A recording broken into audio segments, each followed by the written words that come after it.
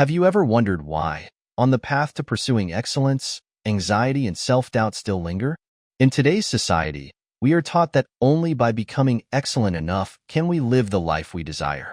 However, despite your immense efforts to continuously improve yourself, why does that sense of powerlessness still persist? Is all this struggle and contradiction really just because you're not excellent enough?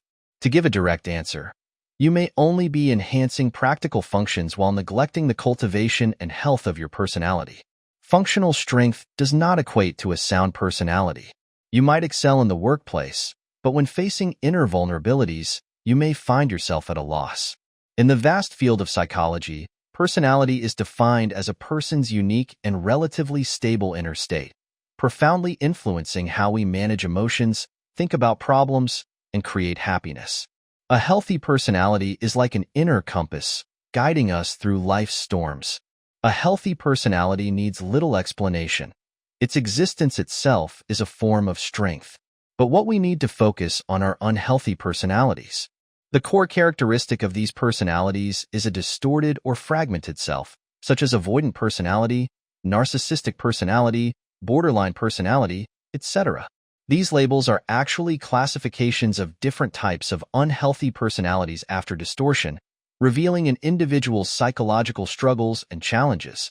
The essence of personality distortion is self-adjustment made to integrate or avoid the sense of fragmentation after the self is broken. This self-fragmentation stems from external attacks, whether verbal violence or behavioral rejection, which can leave hard-to-heal scars in an individual's heart. We have no innate defense against external attacks. Defense mechanisms are gradually established in the process of growth to resist negative external influences and protect inner integrity. Imagine if you said to a 4 or 5-year-old child, "You're useless, get out of the way, don't be a nuisance."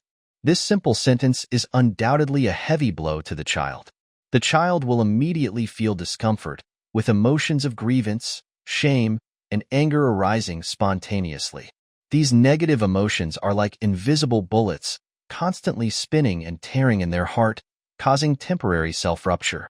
This psychological trauma, if not properly addressed, will have a profound impact on the child's growth. If these bullets are not properly dealt with, the sense of inner fragmentation will persist. To cope with these external attacks and avoid the terrible feelings they bring, you will quickly deviate from your psychological comfort zone. It's like a pointer originally pointing straight to the sky, deviating to the right under external force. To bring it back to the center, you must pull it back from the left side. However, the problem is that our psychological inertia is too great, making this process extremely difficult. Once you get used to pulling from a certain direction, you often don't stop after crossing the center line, continuously pulling in the same direction until you realize it's excessive, then hurriedly correct from the opposite direction. These methods of adjusting the inner state to comfort, over time, gradually solidify into habits and form your personality pattern. Once formed, this pattern becomes difficult to change, becoming the cornerstone of individual behavior and emotional reactions. Personality distortion stems from our behavioral efforts to alleviate emotions when facing external attacks.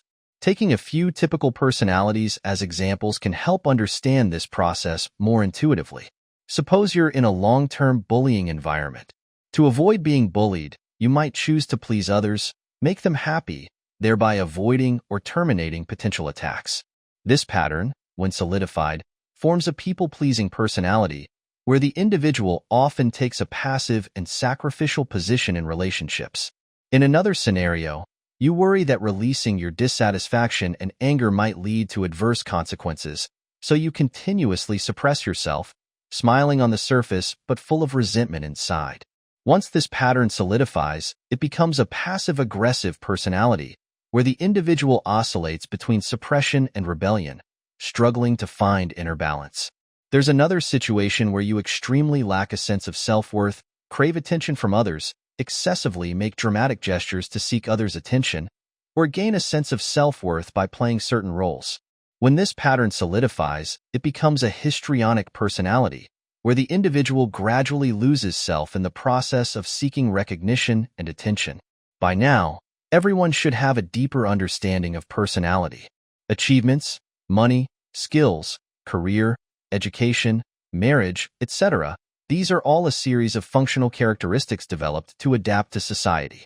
They are merely tools. Your excellence can only increase survival value, not representing your personality level. Equating function with personality is often the beginning of misfortune. Even if externally functionally strong, without corresponding internal support, the heart cannot achieve true self-sufficiency. Therefore, many people feel physically and mentally exhausted when facing life challenges, choosing to give up, becoming psychologically depressed. Because once the existing personality cannot support high functionality, any difficult stage in life may lead to physiological or psychological breakdown, resulting in failure in career, family, material aspects, etc. It's important to know that the education system in East Asian countries overly emphasizes external value systems. It's only result-oriented, fragmenting our lives. Some parents expect their children to excel academically only for career success. Others hope their children marry early just to have grandchildren. Everyone focuses on how high you can fly. No one cares if you're tired. Ironically, our goal is to have a happy life. Therefore, life is often accompanied by a strong sense of tearing. What we lack most is the ability to create happiness, quickly adapt to reality, resist setbacks, yet it's often simplified to, when I have money, when I secure a good job, when I successfully lose weight, that person will surely love me, and my future life will be happy. We believe this is a shortcut to happiness, but ignore that the essence of happiness lies in inner harmony and satisfaction.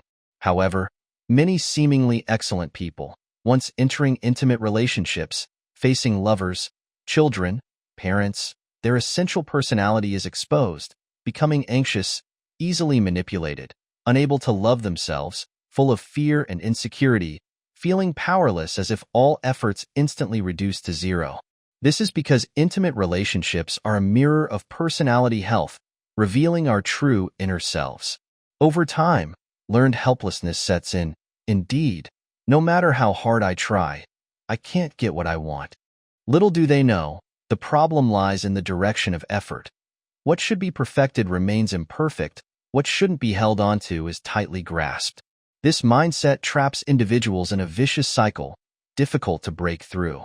In a society that pursues function more than personality, we must spend time exploring our inner selves, healing traumas from our original families, and constructing our own value system. Only in this way can you accept yourself from the depths of your soul, not be constrained by external value systems, and fundamentally enhance the integrity of your personality.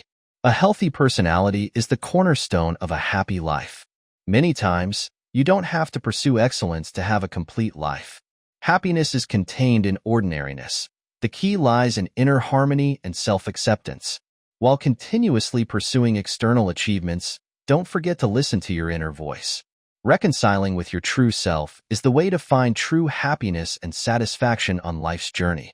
If you enjoyed this series, don't forget to hit that subscribe button. Your free likes are the greatest encouragement for me. Thanks for watching, and see you in the next video.